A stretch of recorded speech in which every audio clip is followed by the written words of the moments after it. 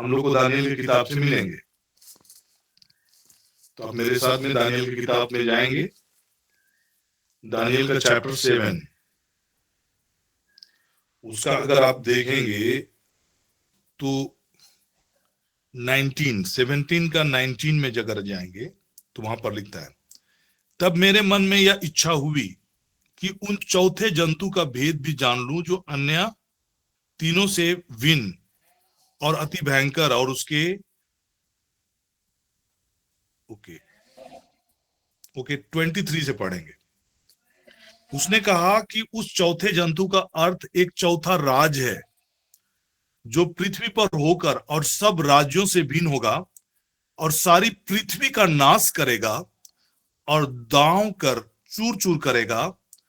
उन 10 सिंगों का अर्थ यह है कि उस राज में से 10 राजा उठेंगे। There will be different different countries के जो पॉलिटिकल लीडर्स होंगे, अभी मौजूदा समय में प्रेसिडेंट होंगे या प्रधानमंत्री होंगे, वे सबमिट हो जाएंगे। मतलब 10 राजाएं जो होंगे वो लोग उनके अधीन आ जाएंगे और उसके उन पहलों से भिन्न एक और राजा उठेगा जो 3 राजाओं को गिरा देगा। कहने का मतलब है कि धीरे धीरे वो इंपैक्ट करेगा। और जब हम चैप्टर 13 में ही जाएंगे तो आपको समझ में आ जाएगा कि लाइक वो कैसे इंपैक्ट करना शुरू करता है, कैसे उनको पावर आ गया, जनसाधारण से आ रहा है बट वो कितना पावरफुल कैसे हो जा रहा है। तो वो पावर उसको जो मिलेगा वो सैटन के द्वारा उसको पावर मिलेगा। तो हम लोग अभी 10 राज सिंह, 7 सिर और उसके सिंगों का 10 राज मुकुट और उनके सिरों पर ईश्वर की निंदा के शब्द, इस चीज को अभी यहाँ पर पोस्ट करते हैं। आगे बढ़ेंगे 2 में देखेंगे, जो पशु मैंने देखा वो चीते के समान था और उसके पांव भालू के से और उसका मुंह का सिंह का सा था, है ना। ये जो चीजें यहाँ पर जो दर्शाया जा रहा है, ये कई जो पॉलिटिकल पुराने समय में प्राचीन काल में जो साम्राज्य हुआ करते थे उस चीज को ये सिंबलाइज करता है। तो उसका जो इंडिकेशंस जो है, जैसे कि लायन, अगर हम लोग सिंह की बात करें, यहाँ पर 3 पशुओं के बारे में, एक है चीता, एक है भालू और एक है सिंह का यहाँ पर हम लोग कंपैरिजन देख रहे हैं। और ये जो 10 हॉर्न्स बीस्ट जो देख रहे हैं उसका जो सिंबॉलिक है वो सिंबल को मैं आपके सामने में रखना चाह रहा हूं। पहला जो लायन जो सिंह है वो बेबीलोन का जो साम्राज्य था उसको वो इंडिकेट करता है, उसका वो प्रतीक था। बेबीलोन का साम्राज्य पुराने समय में बहुत ही मतलब पावरफुल साम्राज्य था। दानियल के समय में बेबीलोन का साम्राज्य, यरूशलेम पर उन्होंने आक्रमण करके पहला जो मंदिर था उसको ध्वस्त कर दिया था और लोगों को बंदीगिरी में बंदी बनाकर दानियल और उसके जितने भी फ्रेंड्स थे उनको लेके चले गए थे बंदी बना के। तो ये लायन उसका इंडिकेट करता है। दूसरा था मीडो पार्शियन, जो भालू का जो प्रतीक है, भालू, उसके किंगडम को ये सिंबलाइज करता है। और थर्ड जो चीता से जो रिलेटेड है वो ग्रीस का जो हम अलेक्जेंडर द ग्रेट का हम लोग सिकंदर महान, जो कि उससे कंपेयर मतलब उस प्रकार के बड़े बड़े किंग्स लोग के बारे में जो अध्ययन करते हैं, ग्रीस का साम्राज्य। तो इस प्रकार के जो बड़े बड़े साम्राज्य थे उसका कंबाइंड रूप इसको दिखाया जा रहा है। मतलब ये डिफरेंट डिफरेंट टाइप के जो ये थे। जो पशु मैंने देखा वो चीते के समान था, उसके पांव भालू के से थे, उनके मुंह जो सिंह का सा था। कहने का मतलब ये इतने पावरफुल थे, अगर ये सारे जो पुराने साम्राज्य के ताकत और वैभव एंड उसको सबको अगर आप कंबाइंड करके रख देंगे, ये जो तीनों साम्राज्य उस समय उनकी तूती बोलती थी, पूरे वर्ल्ड उनके कंट्रोल में हुआ करते थे। तो ये जो साम्राज्य थे, इस तीनों साम्राज्य का कलेक्टिव जो पावर है, इंपैक्ट है, इंफ्लुएंस है, कहने का मतलब पूरे वर्ल्ड उनके कंट्रोल में आएगा। ये चीज का इंडिकेशन है यहाँ पर। जो पशु मैंने देखा वो चीते के समान था और उसके पांव भालू के से थे और मुंह सिंह का सा था। तो अचानक कई बार आपको मन में ये विचार हो सकता है उत्पन्न होगा कि कैसे वो सिंपल ऑर्डिनरी बैकग्राउंड का कोई एक पॉलिटिकल लीडर खड़ा हो रहा है, एक छोटा सा खड़ा हो रहा है, और वो इतना पावरफुल कैसे होता है। जल्दी जाओ। अलमा मैम, माइक म्यूट करिए प्लीज। ओके। तो जो पशु के बारे में, चाहे जो एंटी क्राइस्ट एक लीडर के रूप में जो खड़ा होगा, शुरू से ही मैं कह रहा हूं कि ही विल बी अ बहुत ही प्रभावशाली पॉलिटिकल लीडर होगा और वर्ल्ड उसके कंट्रोल में आएंगे। अभी हम लोग पढ़ रहे थे कि कैसे वो 3 राजाओं को मारता है, तो ये पूरा सिनारियो खड़ा होगा अभी। क्यों क्यों खड़ा होगा? क्योंकि उसको पावर मिल रहा है। किससे पावर मिल रहा है? अगर दूसरे पद में देखेंगे तो उस अजगर ने अपनी सामर्थ और अपना सिंहासन और बड़ा अधिकार उसे दे दिया। इसी चैप्टर के जस्ट पहले अगर आप पढ़ेंगे तो जहां हम लोग अजगर के बारे में पढ़े, है ना, 3 पद 12 का 3 मैं पढ़ रहा हूं फिर से।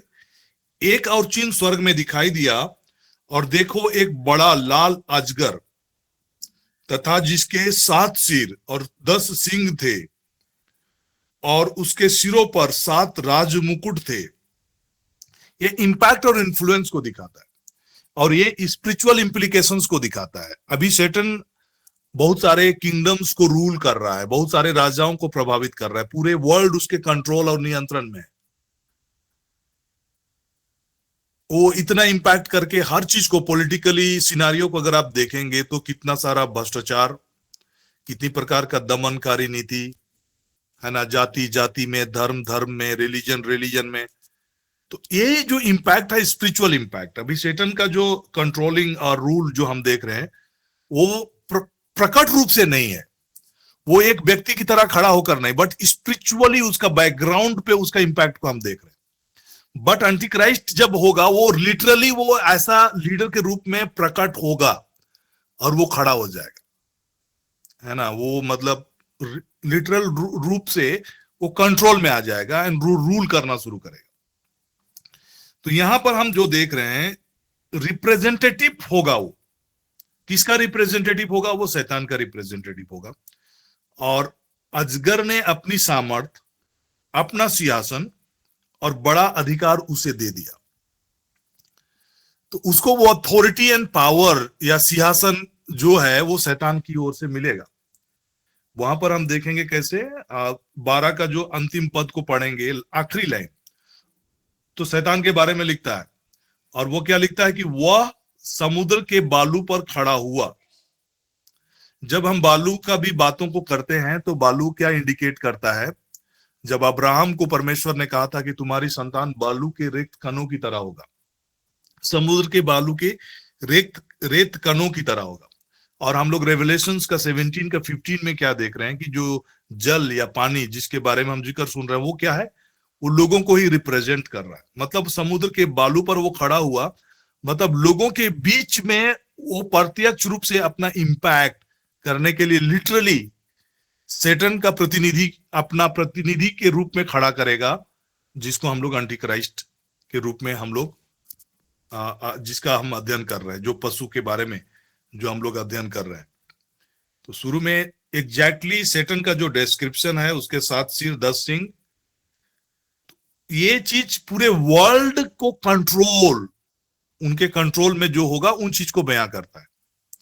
पॉलिटिकली यहां पर हम अभी देख रहे हैं कि बैकग्राउंड में होकर डायरेक्टली सैटन का प्रत्यक्ष हस्तक्षेप या फिर फिजिकल स्वरूप में हम नहीं देख रहे हैं, बट एंटी क्राइस्ट में वो फिजिकल स्वरूप में, फॉर्म में वो खड़ा होगा और उसका रेसिस्टेंस भी होगा। और वो अधिकार को जब लेना प्रारंभ करेगा देन उन पर अटैक भी होगा। लोग उसको सप्रेस, कोई भी राजा नहीं चाहेगा कि वो इजीली कंट्रोल में आ जाए।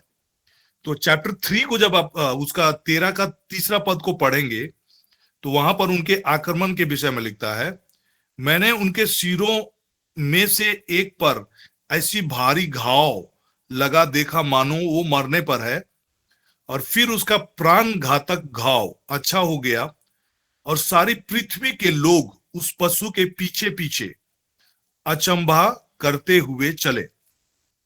अब ये चीज लिटरली अभी एग्जैक्टली आपको समझ में नहीं आएगा कि ये है क्या, लेकिन मैं इसको आपको एक्सप्लेन करना चाह रहा हूं। यहाँ पर जो बाइबल वर्स जो 3 जो है, जैसे कि शुरू में ही मैंने कहा था कि अंटी क्राइस्ट वो क्राइस्ट को ये करेगा, काउंटरफिट ऑफ क्राइस्ट होगा वो। जैसा जैसा क्राइस्ट के लाइफ में, मसीहा के लाइफ में जो चीज हुआ, वैसा ही चीजें इनके लाइफ में भी होगा। अगर आप बिब्लिकली कई वर्सन्स को मैं देख रहा था, मैं एक वर्सन आपके बीच में इसलिए रखना चाह रहा हूं ताकि चीजें आपको और क्लियर रूप से समझ में आए। तो थोड़ा सा रोज मैम, मैं स्क्रीन डिस्प्ले को मैं अभी हटा रहा हूं, और एक अपना मैं आपके बीच में रखना चाह रहा हूं जो डिफरेंट बिब्लिकल वर्सन्स हैं। अच्छा, वो हट गया लग रहा है। Okay okay, alright, Google, okay okay okay.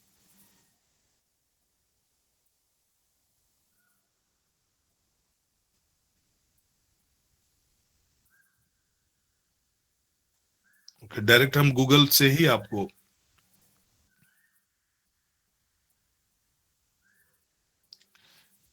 तो वहां पर लिटरली अगर आप देखेंगे चैप्टर 13 का डिफरेंट बाइबल के डिफरेंट वर्सन्स में अगर हम लोग देखेंगे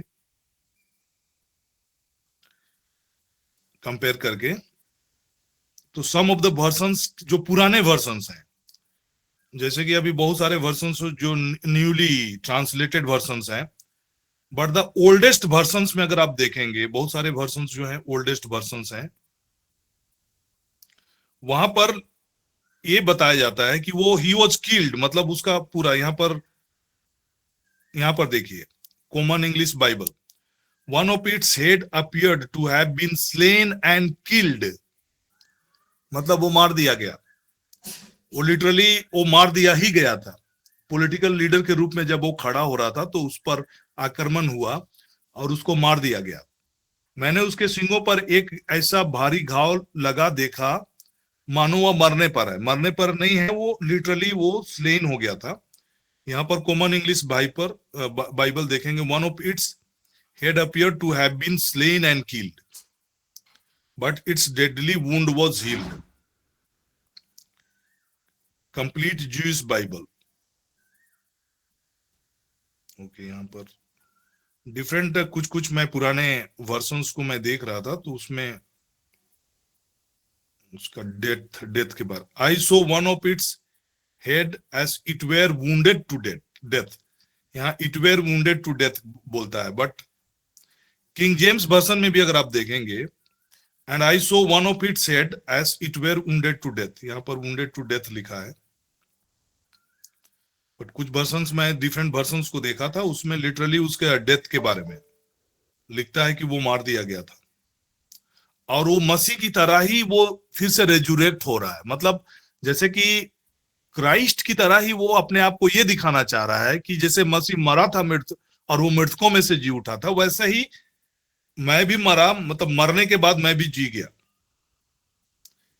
यहाँ पर third millennium Bible, and I show the one of its head was as it were, it were मतलब तो क्लियर नहीं है उसमें, बट डिफरेंट। लेकिन जो चीजें मैं एक्सप्लेन जो करना चाह रहा हूं, वो कंप्लीटली मरणासन स्थिति में नहीं, वो मारा ही गया लिटरली, देन वो लाइफ में कम बैक करता है। रोज मैम आप डिस्प्ले कर सकते हैं।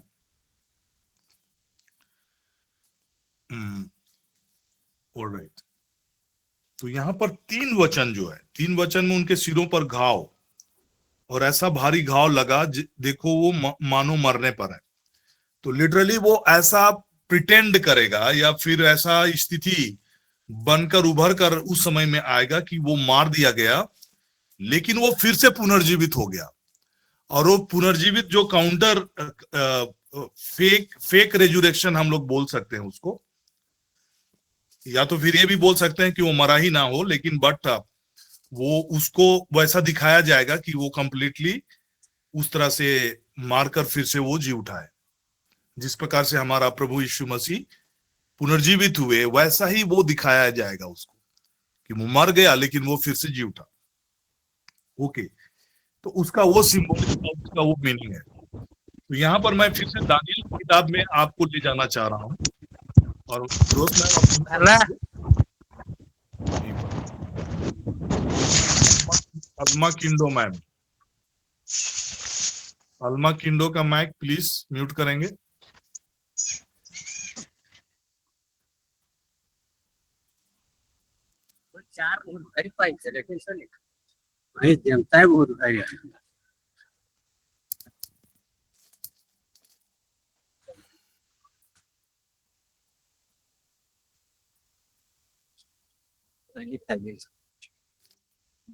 प्लीज माइक म्यूट करेंगे प्लीज।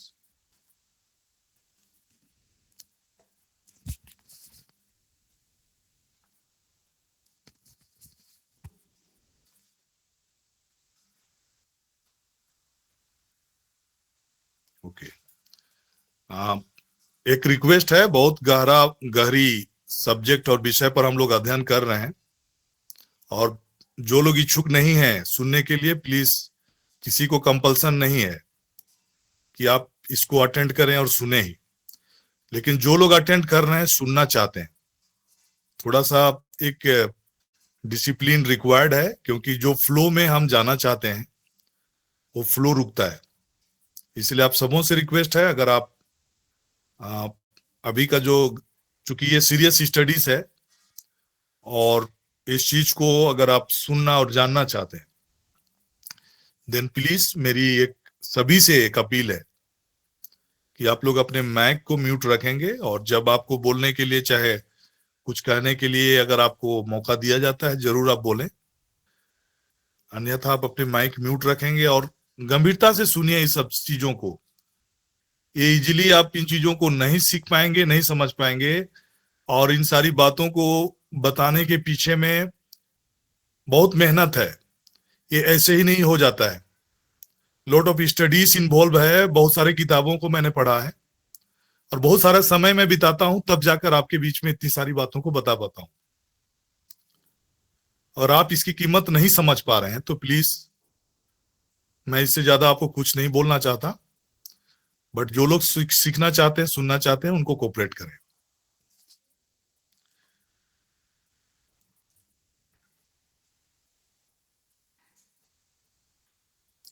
दानियल 7 में हम जो बातें देख रहे हैं, ये बहुत, दानियल 7 का अगर आप पूरे चैप्टर को पढ़ेंगे 9 से, तो इसमें बहुत सारी चीजें इन्वॉल्व है। और जैसे कि मैंने कहा कि ये पशु का अध्ययन, या पशु के बारे में, या एंटी क्राइस्ट के बारे में, तो ये एंटी क्राइस्ट का टेम्पररी टाइमिंग है, वो केवल थोड़ा सा दिन के लिए प्रकट होगा, और अल्टीमेटली प्रभु का ही राज कायम होगा। तो पूरे यहाँ पर जब आप 7 का 9 वर्ष से पढ़ना शुरू करेंगे, 9 से लेकर 28 तक, तो बहुत सारी चीजें यहाँ पर दिखता है कि मैंने देखते देखते अंत में क्या देखा कि एक सिंहासन रखे गए, और कोई अति प्राचीन विराजमान हुआ, उसका हिम सा उजला और सिर के बाल निर्मल ऊन सरीखे थे, और उनका सिंहासन अग्निमय, और उनके पहले धधकती हुई आग के से दिखाई पड़ते थे। उस प्राचीन के सम्मुख से आग की धारा निकल कर बह रही थी। फिर हजारों हजार लोग उसकी सेवा टेहल कर रहे थे, और लाखों लाखों लोग उसके सामने में हाजिर थे। फिर न्यायी बैठ गए और पुस्तकें खोली गई। ये क्या चीज को इंडिकेट कर रहा है? दानियल के किताबों में भी हम पुस्तकें के खोले जाने के विषय में चर्चा सुन रहे हैं। ये पुस्तकें खोले जाने का ऑलरेडी हम रेवलेशंस की किताब में पढ़े हैं कि उसके बाद में ट्रिबुलेशन, डेज ऑफ ट्रिबुलेशन जो है, क्लेश का समय होगा। और 11 पद में फिर हम देख रहे हैं कि उस समय उस सिंह का बड़ा बोल सुनकर मैं देखता रहा, और देखते देखते अंत में देखा कि वह जंतु घात किया गया, और उनका शरीर धधकती हुई आग से भस्म किया गया। मतलब उन पर जो जिस एंटी क्राइस्ट के बारे में हम लोग पढ़ रहे हैं चैप्टर 3 में, उस पर आक्रमण होता है, वो घात किया जाता है। लेकिन फिर क्या होता है कि शेष जंतुओं का अधिकार ले लिया गया, परंतु उसका प्राण कुछ समय के लिए बचाया गया। यहां पर 12 में वो घात किया गया, फिर उसका जो प्राण था उसको फिर से वापस कर दिया गया। That means it is decided एक टाइमिंग के लिए। और वो टाइमिंग क्या है? जो हम लोग ट्रिबुलेशन पीरियड में उसको एक टाइमिंग दिया गया है, उस पीरियड में, है ना, वो कंट्रोल करने का अधिकार उसको दिया गया। और कभी भी ये डाउट में मत रहे कि antichrist is equal to God, है ना, वो परमेश्वर के तुल्य नहीं है। उसको जो कुछ भी है वो उसको दिया गया है, अधिकार दिया गया है। यहां पर अगर 5वां वर्ड 13 का मैं 5 पद को पढ़ रहा हूं, बड़े बोल बोलने और निंदा करने के लिए, रेवलेशन की किताब में मैं हूं, रेवलेशन की किताब का 13 का 5, बड़े बोल बोलने और निंदा करने के लिए उसे एक मुंह दिया गया और उसे 42 महीने तक काम करने का अधिकार दिया गया। ये अथॉरिटी अगर परमेश्वर की ओर से ना होगा तो ये शैतान कुछ नहीं कर सकता है। तो इसीलिए जो एंटी क्राइस्ट का जो पावर है वो लिमिटेड टाइम के लिए उसको दिया गया है, और ये परमेश्वर की ओर से ही दिया गया। 7वां पद में भी अगर आप पढ़ेंगे तो वहां पर भी वो अधिकार उसको मिलता है। यहां पर लिखता है, उसे यह भी अधिकार दिया गया कि पवित्र लोगों से लड़े और उन पर जय पाए, और उसे हर एक कुल और लोग और भाषा और जाति पर अधिकार दिया गया। और ये क्यों हुआ? ये परमेश्वर का जजमेंट है। जजमेंट इसलिए है क्योंकि लोगों ने सच्चा मसीहा को नहीं पहचाना। तो इसीलिए जो लोग, इतने सारे इवेंट्स जो होते आ रहे हैं और इतने सारे सुसमाचार प्रचार की बातें हो रही है, और लोग प्रकट रूप से जब मसीहा का जो पावर है, ग्लोरी है, वैभव है, सब चीज प्रकट होने के बावजूद लोग उसको इनकार करते रह रहे हैं, तो जो लोग इनकार करेंगे वो लोग एंटी क्राइस्ट को फेस करेंगे। तो ये परमेश्वर की ओर से ही निर्धारित ये समय काल है, ट्रिबुलेशन का पीरियड। और ये क्लेश का जो समय है, रोमन्स की किताब में अगर आप अध्याय 1 पढ़ेंगे तो वहां पर बहुत ही स्पष्ट रूप से क्यों परमेश्वर का प्रकोप लोगों पर पड़ा, वो सारी चीजों का जिक्र वहां पर हम लोग सुनते हैं। और ये प्रकोप का समय, जजमेंट का समय जो लोगों के जीवन पर आएगा, उसके बारे में ये सारा जिक्र हम लोग यहाँ पर सुन रहे हैं। तो लिटरली वो घात कर दिया जाएगा, मार दिया जाएगा, लेकिन फिर वो उठ खड़ा होगा और लोग उसे अचंभित होंगे और उसकी ये करेंगे, मतलब उसको ईश्वर की तरह देखना शुरू करेंगे। तो यहां पर 4था पद हम लोग पढ़ेंगे, लोगों ने अजगर की पूजा की क्योंकि उसने पशु को अपना अधिकार दे दिया था, और यह कहकर पशु की भी पूजा की कि इस पशु के समान कौन है, कौन उसे लड़ सकता है। मतलब लोग उस पर घात कर रहे हैं, उसको मारने का प्रयास कर रहे हैं, उसको खत्म कर देना चाह रहे हैं, उसके बावजूद भी वो उभर कर खड़ा हो जाता है और एक शैतान के द्वारा अधिकार, सिंहासन और सामर्थ पाकर वो खड़ा हो जाता है, और पावरफुल लीडर के रूप में हम 5 वचन में उसको अधिकार दिया जाता है। 7वां में भी देख रहे हैं कि उसको अधिकार मिलता है। तो परमेश्वर के द्वारा से उसको एक निर्धारित समय तक रूल करने के लिए उसको पावर दिया जाता है। तो इन चीजों का हम लोग यहाँ पर बयान सुन रहे हैं, लेकिन मैं आज यहीं पर स्टॉप करना चाह रहा हूं। और लेकिन उससे पहले मैं चाहता हूं कि कंक्लूजन से पहले हम लोग दानियल की किताब में जाएंगे, तो वहां पर बहुत अद्भुत और अलौकिक चीजों को देखेंगे। यहाँ पर हम लोग 11 वचन, 9 का 11 वचन जब पढ़ रहे हैं तो यहाँ पर एंटी क्राइस्ट के बारे में पढ़ रहे हैं, और 12 में भी एंटी क्राइस्ट के बारे में पढ़ रहे हैं, कैसे वो मार दिया जा रहा है और कैसे फिर से उसको प्राण उसको मिल जा रहा है। तो रेवलेशंस का ही चैप्टर 13 का 3 और 4 का ही रेफरेंसेस के रूप में हम दानियल 7 का 11 और 12 को देखते हैं। लेकिन 13 वचन को आप यहाँ पर गौर करने का है, और 14 वचन जो मैं आपको पढ़ के सुनाना चाह रहा हूं। मैंने रात में स्वप्न देखा, ये अलग घटनाक्रम है। 11-12 एक अलग दर्शन है, 13 और 14 एक अलग चीज को बयां कर रहा है। तो क्या बयां कर रहा है जरा गौर करके देखें। 13 वचन, मैंने रात में स्वप्न देखा और देखो मनुष्य के संतान सा कोई आकाश के बादलों समेत आ रहा था, और वह अति प्राचीन के पास पहुंचा और उसको वे उसके समीप लाए। तो यहां पर प्रभु यीशु मसीह के प्रकट होने की बातों को भी वो देख रहा है।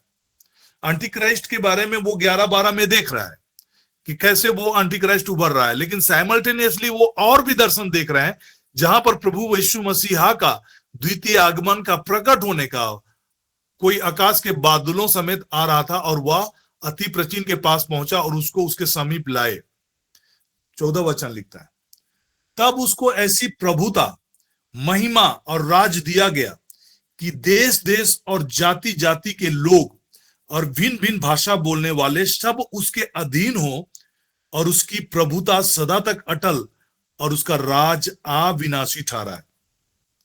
तो ये क्या चीज को दर्शा रहा है? प्रभु यीशु मसीह के राज, जो कि हम मिलेनियम रूल बोलते हैं, उसके बारे में ये चीजों को बयां कर रहा है। प्रभु यीशु मसीह लिटरली सारे राज, सारा प्रभुता, महिमा और राज उसको मिलेगा, और देश देश के लोग, जाति जाति के लोग, भिन्न भिन्न भाषा बोलने वाले सब उसके अधीन होंगे, और उसकी प्रभुता सदा तक अटल और उसका राज अविनाशी ठहरा है। मतलब ये उस चीज को बयां करता है। 17 वचन में पढ़ रहा हूं, उन 4 बड़े बड़े जंतुओं का अर्थ 4 राज्य हैं जो पृथ्वी पर उदय होंगे। 18, लेकिन ये उदय होंगे और ये खत्म हो जाएंगे। ऑलरेडी 4 राज्यों के बारे में ऑलरेडी हम लोग सुन चुके हैं कि ये आ चुके हैं, और वो 4 राज्य कौन है? दानियल के दर्शन के मुताबिक ये बेबीलोनियन किंगडम है, मेडो पर्शियन की रूल है, ग्रीस का जो साम्राज्य है, और रोमन साम्राज्य जो प्रभु यीशु मसीह के समय में इस पृथ्वी पर शासन कर रहे थे।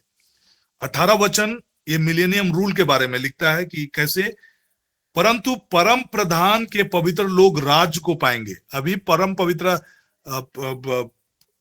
प्रधान के पवित्र लोग राज को पाएंगे और युगानुयुग उसके अधिकारी बने रहेंगे। ये सारी चीजों को बयां करता है। मैं फिर से स्किप कर रहा हूं क्योंकि बीच में फिर तो 25 पद को हम लोग पढ़ेंगे। और वह परम प्रधान के विरुद्ध में बातें कहेगा और परम प्रधान के पवित्र लोगों को पीस डालेगा और समयों और व्यवस्था के बदल देने की आशा करेगा, वरन 3.5 काल तक वे सब उसके वश में कर दिए जाएंगे। केवल 3.5 वर्ष तक वो कंट्रोल में फुल फ्लेजेड में आएगा। तो जैसे कि ट्रिबुलेशन जो 7 साल का है, 7 साल का है, उसको हम लोग 2 पार्टों में देख रहे हैं। शुरुआती जो 3.5 साल का समय रहेगा, उस दौरान पर वो धीरे धीरे उभरता हुआ आएगा, और उस समय में बहुत सारे नेचुरल कैलामिटीज भी हो रहे होंगे, लेकिन 3.5 साल के बाद वो पूरी रीति से कंट्रोल में आ जाएगा और वो स्थिति बड़ा ही भयावह होगा। यहाँ पर पीस डालेगा, मतलब परम प्रधान के पवित्र लोगों को पीस डालेगा। और यहाँ पर परम प्रधान के पवित्र लोगों की जब हम बात करते हैं तो जूइश नेशंस के, इजरायलियों के बारे में, यहूदियों के बारे में उस चीज को ये इंडिकेट करता है। लोगों को पीस डालेगा और समयों और व्यवस्था के बदल देने की आशा करेगा, वरन 3.5 काल तक वे सब उसके वश में कर दिए जाएंगे। ये अधिकार उसको दिया गया है, दैट इज व्हाई वो डोमिनेट कर पाएगा। 26 के वचन पढ़ेंगे, परंतु तब न्यायी बैठेंगे और उसकी प्रभुता छीनकर मिटाई और नष्ट की जाएगी, यहां तक कि उसका अंत ही हो जाएगा। तब राज और प्रभुता और धरती पर के राज्य की महिमा। तो कई लोग मिलेनियम रूल को समझ नहीं पाते हैं कि मिलेनियम रूल होगा कहां पर। प्रभु यीशु मसीह का 1000 साल का जो राज्य होगा वो कहां पर होगा? कई लोग सोचते हैं कि हम लोग मृत्यु के बाद हम लोग स्वर्ग में रहेंगे और अनंत सदा काल तक स्वर्ग में ही रहेंगे। बट आपको बाइबल के जो मिलेनियम रूल के बारे में मैं आपको बताना चाह रहा हूं। प्रभु यीशु मसीह का सेकेंड आगमन होगा ट्रिबुलेशन पीरियड के 7 साल के बीत जाने के बाद। प्रभु यीशु मसीह आएंगे और वे 1000 वर्ष तक यरूशलेम से वो शासन करेंगे, और पूरी धरती, यहां पर धरती सब, धरती पर के राज की महिमा परम प्रधान ही की प्रजा अर्थात उसके पवित्र लोगों को दी जाएगी, और उसका राज सदा का राज है, और सब प्रभुता करने वाले उसके अधीन होंगे और उसकी आज्ञा मानेंगे। सब प्रभुता करने वाले कहने का मतलब ये होता है कि जो लोग भी परमेश्वर के राज के अधिकारी ठहरेंगे, मतलब इस मौजूदा समय में जो लोग अपने लाइफ को लेकर गंभीर हैं और परमेश्वर के द्वारा सौंपा हुआ जिम्मेवारियों को समझते हैं और अपने रोल एक मसीही चुने हुए मसीही की तरह अपने रोल को सही रीति से जो लोग अपना रोल अदा करेंगे वे लोग अधिकारी बनाए जाएंगे। तो प्रभुता करने का अधिकार उनको होगा, मतलब they will be ruling the nations. प्रभु यीशु मसीह अल्टीमेट रूल करेंगे और सब प्रभुता करने वाले उसके अधीन होंगे। छोटे छोटे इलाकों को आप रूल कर रहे होंगे, वे लोग रूल कर रहे होंगे जो परमेश्वर के किंगडम के लिए आज काम कर रहे हैं। सिमडेगा के इलाके में एक डीसी अभी रूल कर रहा है, अलग अलग जगह में स्टेट को, झारखंड स्टेट को कोई और रूल कर रहा है। तो इस प्रकार का पॉलिटिकली पावर उस समय प्रभु यीशु मसीह मिलेनियम रूल के समय में लोग अधिकारी बनाए जाएंगे। तो मैं 24 वचन मत्ती का सुसमाचार उसका 45 और 46 पढ़ रहा हूं और 47 पढ़ रहा हूं, जहां पर प्रभु यीशु मसीह ने इस प्रकार की प्रभुता के बारे में इंडिकेट किया है। अतः वह विश्वास योग्य और बुद्धिमान दास कौन है जिसे स्वामी ने अपने नौकर चाकरों पर सरदार ठहराया कि समय पर उन्हें भोजन दे। धन्य है वह दास जिसे उस समय स्वामी आकर ऐसा ही करता पाए। मैं तुमसे सच कहता हूं वह उसे अपनी सारी संपत्ति पर अधिकारी ठहराएगा। अधिकारी ठहराएगा मतलब they will be given the power to rule.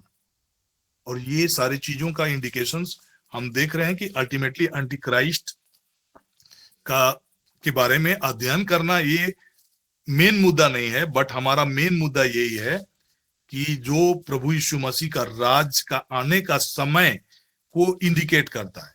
Revelations की किताब में हम एंटी क्राइस्ट के बारे में पढ़ रहे हैं, तो ये एंटी क्राइस्ट के बारे पे फोकस नहीं है, ये समय लाइन को दर्शा रहा है कि एंटी क्राइस्ट का आना प्रभु यीशु मसीह के द्वितीय आगमन से पहले उसका आना तय है और वो आएगा और वो उसका पृथ्वी पर जो शासन होगा वो सारा चीज, उसके बाद प्रभु यीशु मसीह का आना तय है और उसके लोगों का राज पाना तय है और वे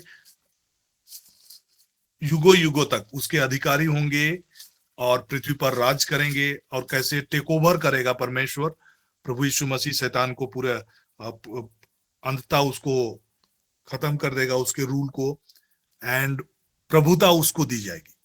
तो ये सारी चीजों का इंडिकेशंस हम लोग इस किताब के जरिए में हम लोग पढ़ के चीजों को समझने का प्रयास कर रहे हैं कि प्रभु यीशु मसीह अब पृथ्वी पर आने का समय कितना निकट है।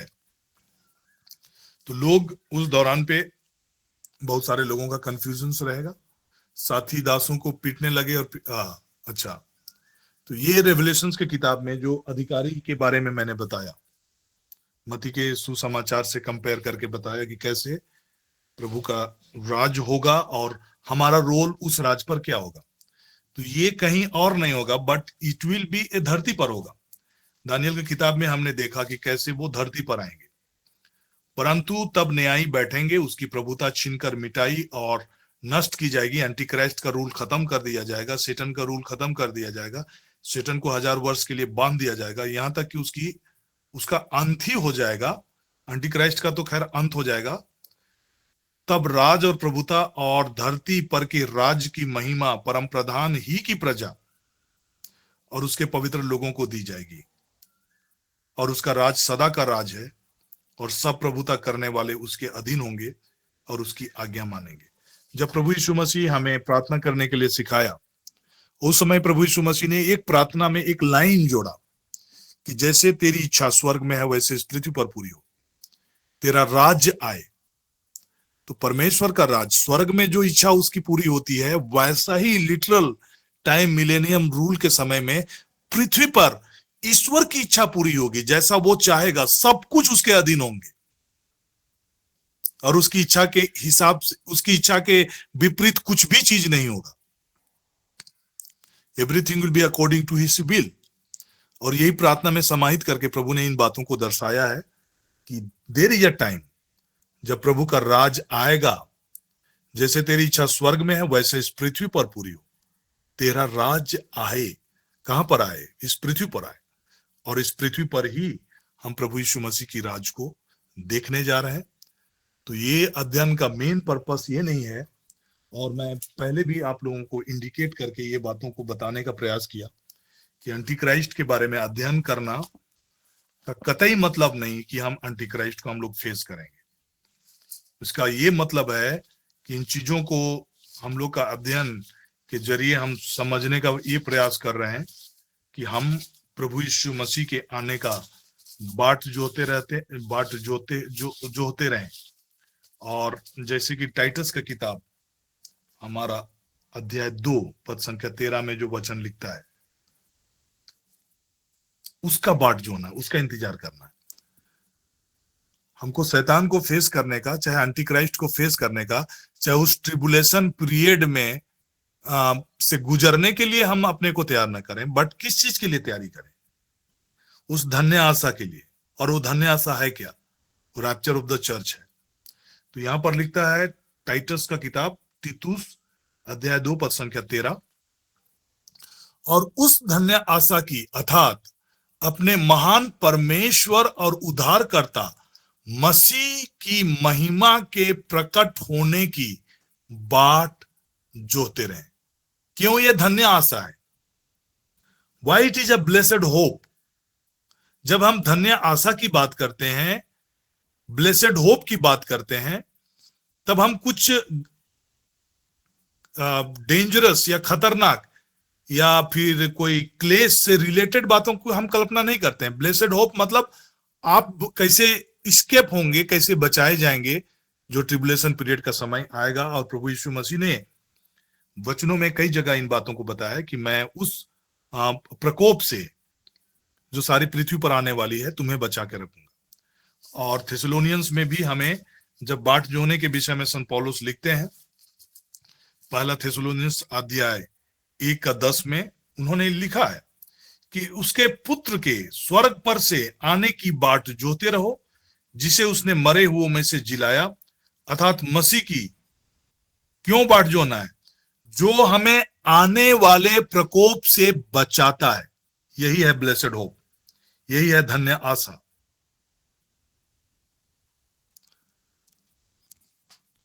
So we are not going to face the Antichrist. अगर आप एंटी क्राइस्ट को फेस करने का सोच रहे हैं, दिन कहीं ना कहीं कुछ गड़बड़ी है।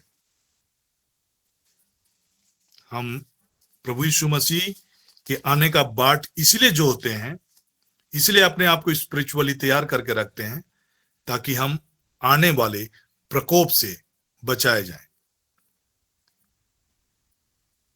आइए हम अंतिम आशीष की प्रार्थना में जाएंगे। फादर जी से आग्रह करूंगा कि हम सबों को आशीष की प्रार्थना में दें।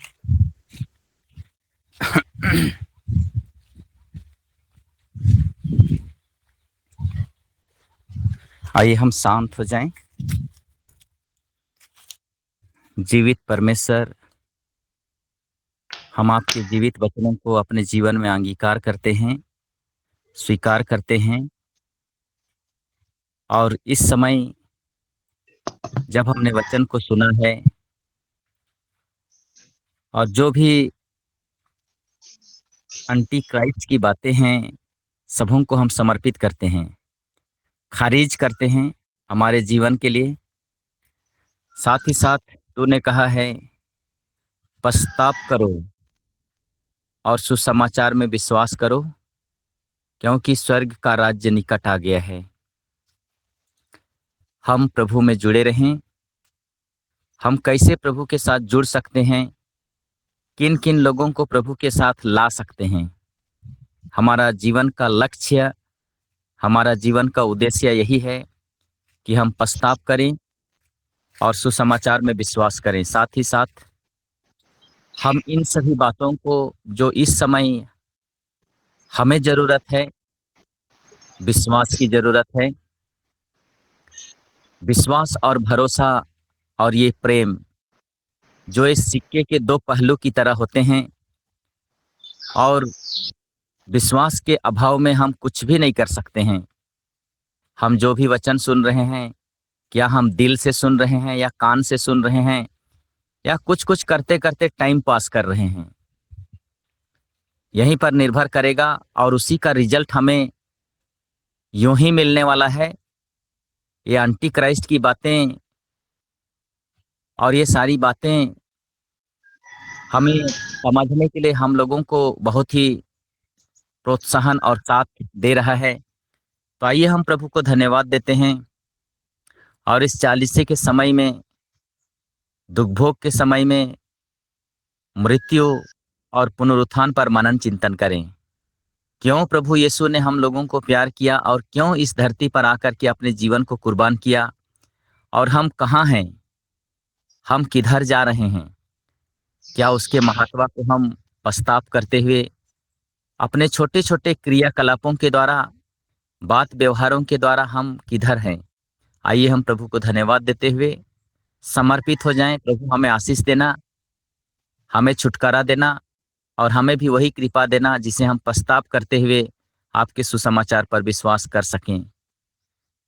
महान और जीवित परमेश्वर, वचन सुनाने वाले और वचन सुनने वाले मेरे प्रियों को इस समय तूने अपने आंचल में रखा है, अपने छातर छांव में रखा है और पवित्र आत्मा की अगुवाई दी है। वही प्रभु यीशु हम सबों के बीच में है, वही पवित्र आत्मा हमारे बीच में मंडरा रहे हैं।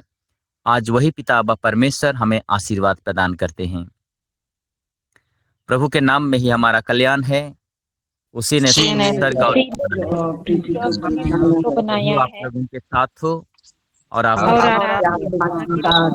सर्वशक्तिमान पिता अब्बा परमेश्वर, पिता और पुत्र पवित्र आत्मा का आशीर्वाद आप पर उतरे, आप परिवार के एक सदस्यों पर उतरे, आपके कार्य क्षेत्र में और आपके कार्य में उतरे और सर्वदा छाया रहे। आमीन।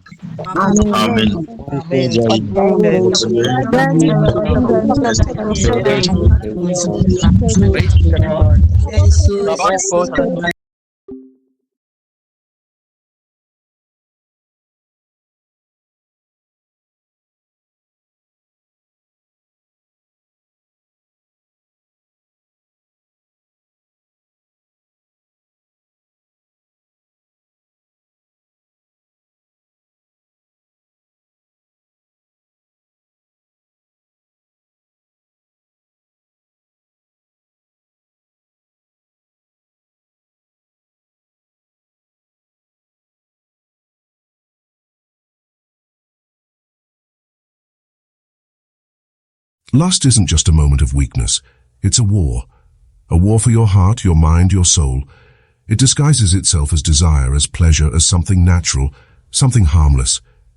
But that's the lie. Lust isn't just about what you see with your eyes. It's about what takes hold of your soul. Maybe you've fought this battle before. Maybe you've won for a time, only to fall again. Maybe you've told yourself, just one more time, while knowing deep down, you're already a prisoner. But what if I told you that lust isn't just a struggle, it's a trap, a slow poison, a silent killer that destroys everything it touches, your confidence, your relationships, your spirit. And the worst part, it doesn't stop at what you watch, what you think about, what you indulge in behind closed doors. It shapes who you become. This will change how you see lust. The true cost of lust. We live in a world that glorifies lust. It's in movies, music, conversations. It's everywhere. It's so normalized that most people don't even recognize it as a problem. But the Bible warns us over and over again, lust destroys. Proverbs 6:27 asks, can a man scoop fire into his lap without his clothes being burned? That's what lust does. It starts small, but before you know it, it consumes you. Lust cheapens love. It teaches you to crave rather than to cherish, to consume rather than to commit. It turns people into objects, moments into obsessions, and slowly, without you even realizing, it rewires your mind. And here's what no one tells you. Lust isn't just about sex. It's about control. It's about addiction. It's about filling an emptiness in your soul that no physical pleasure will ever satisfy. That's why no matter how many times you indulge, it's never enough. Lust isn't just sin, it's slavery. Jesus said in John 8:34, everyone who sins is a slave to sin. Lust is a master that will never stop demanding more. You tell yourself just once, and then it becomes a habit, then a cycle, then a prison. Have you ever felt that guilt after giving in? That sinking feeling of knowing you failed again? That's not just guilt, it's spiritual warfare. Because every time you fall, you hear that whisper, you'll never change, you're too weak. God won't forgive you this time. But listen to me, that is a lie straight from hell. Lust wants you to feel defeated so that you stop fighting. It wants you to believe you're too far gone, that you'll never be free. but you can be free. How to break free, the shift you need to make. Most people fight lust the wrong way. They try to resist it with willpower alone. They set up boundaries, filters, accountability partners. Those things are good, but they are not enough. Because the key to overcoming lust isn't just about resisting, it's about replacing. Lust takes hold when your heart is empty. You don't need more discipline. You need more of God's presence in your life. Psalm 119:9 says, "How can a young man keep his way pure by guarding it according to your word?" Here's what you need to do. 1. Stop fighting alone. You will lose this battle if you try to fight it in your own strength. Confess it to God, ask for His power, and lean on Him daily. 2. Change what you consume. Lust grows when you feed it. Cut off its supply, what you watch, what you listen to, what you surround yourself with. 3. Replace lust with love. Not just any love, God's love. The more you chase after Jesus, the less power sin will have over you. 4. Get up every time you fall. The enemy wants you to believe that falling means failure. But Proverbs 24:16 says, "Though the righteous fall 7 times, they rise again." What makes you righteous isn't that you never fall, it's that you never stop running back to God. Final warning, don't wait. Lust doesn't just go away, it takes root, it grows. It steals years, destroys marriages, ruins confidence, and crushes spirits. You don't beat lust by hoping it will get better. You beat lust by making the choice to change right now. If you're ready to break free, type "I choose freedom" in the comments below. Let this be your stand, your declaration. And if this video spoke to you, send it to a brother who needs it, because lust thrives in the dark, but we expose it to the light. This will change how you see lust. Now what will you do about it?